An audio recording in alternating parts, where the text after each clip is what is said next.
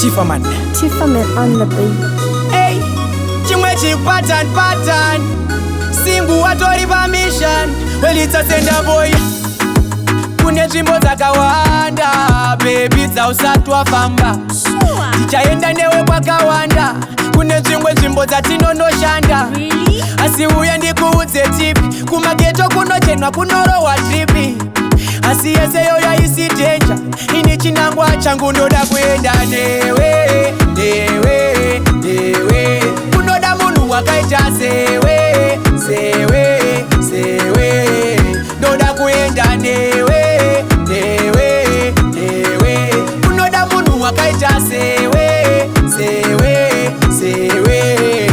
Igogo baby. Atiende nendege, atiende netreni, asi tichaenda nemota.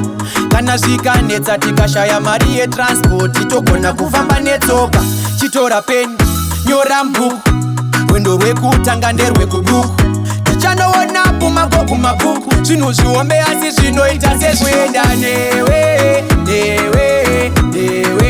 Kunoda munhu wakaita sewe. Ndoda kuenda newe. Kunoda munhu wakaita sewe. Usazoti ndapocha, please ndapota. Ndine zidheni, iri muna masocha. Kana muri murima oroti ndatocha. Takananga budasi kuna basuka okocha. Tichaona ndunge ku Glenview, mafaro atanga takananga ku Demview. Toenda nekumbare ZBC interview. Kore inova nokuona unge board view. Ndoda kuenda newe. Kunoda munhu wakaita sewe. Ndoda kuenda newe. Kunoda munhu wakaita sewe.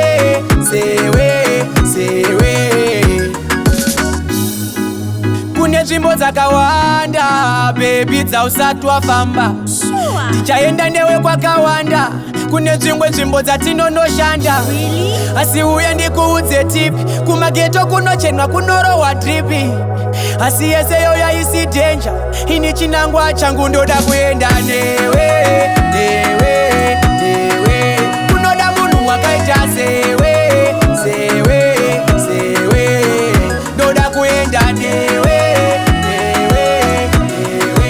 Kunoda munhu wakaita sewe.